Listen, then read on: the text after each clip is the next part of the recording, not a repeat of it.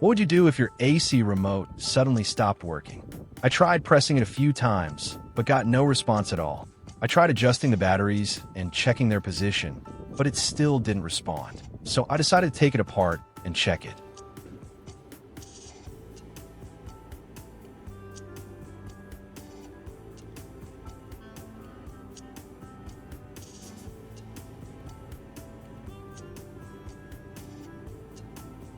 After taking a quick look, I removed the two batteries from the remote.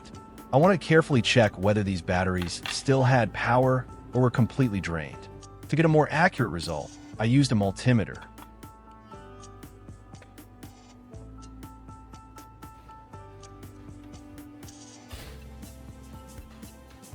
I carefully placed the probes on both terminals of the battery. After holding them steady for a few seconds, I observed the reading on the display. The result showed 0. This indicates that the batteries were completely drained and can no longer be used.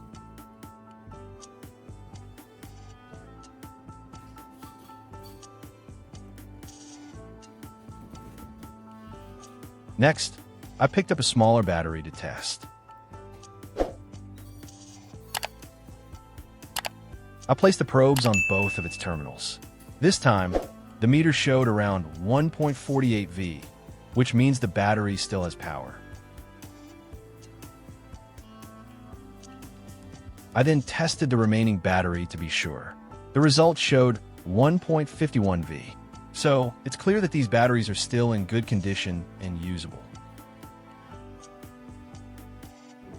I decided to use these small batteries to create a temporary replacement pack for the drained ones. First, I use a marker to clearly label the positive and negative terminals on both ends of the battery pack. This helps avoid confusion during assembly and ensures correct polarity.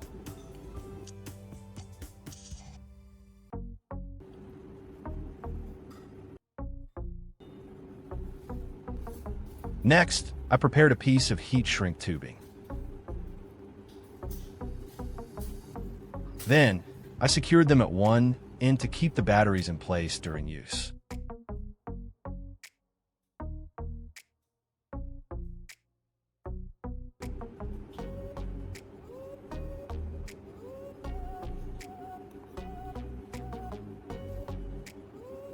Next, I used a lighter to heat the heat shrink tubing.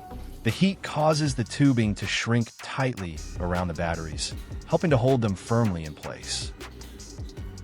However, since these batteries are smaller than the battery compartment, I needed something to fill the gap and maintain proper contact. I used a pencil to solve this problem. First, I placed the pencil against the battery compartment to measure the required length.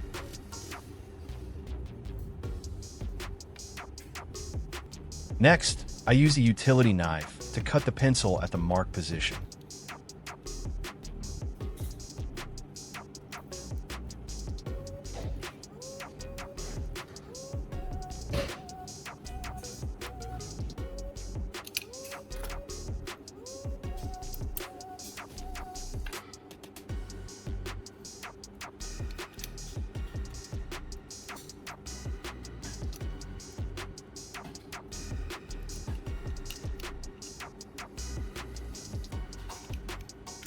After that, I tested the fit with the heat shrink tubing to check the length. I used scissors to trim off any excess to ensure a perfect fit.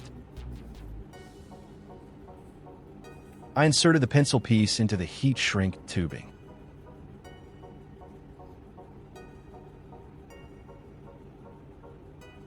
Then, I used a lighter to heat it, causing the tubing to shrink and hold the pencil firmly in place.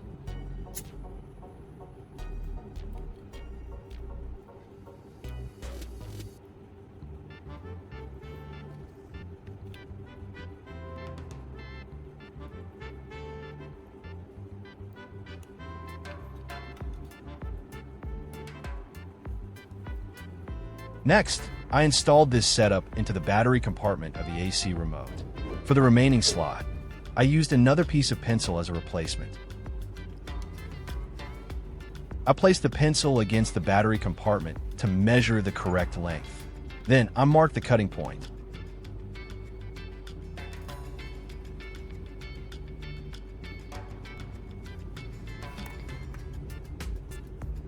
After that, I used a utility knife to split the pencil at the marked position.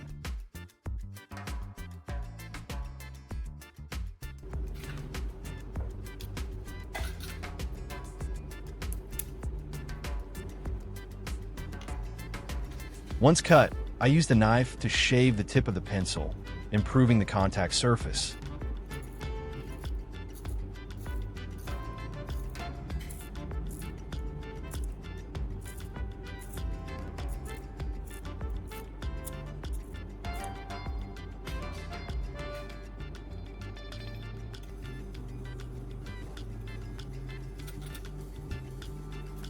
Finally, I installed this piece into the remaining battery slot of the remote.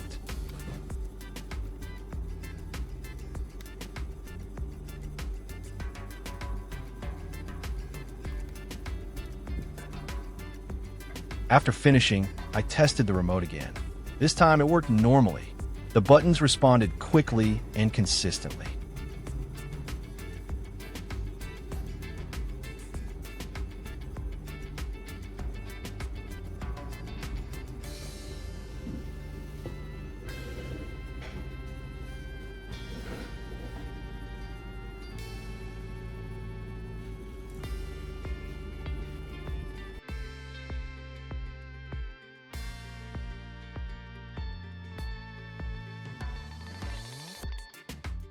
I pointed the remote at the air conditioner and pressed the power button.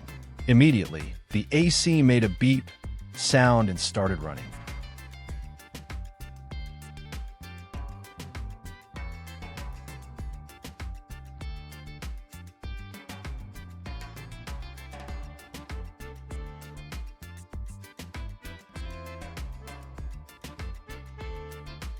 With just a few simple materials, I managed to bring this remote back to life. If you found this video helpful, don't forget to like and subscribe to support the channel. Thanks for watching, and see you in the next video.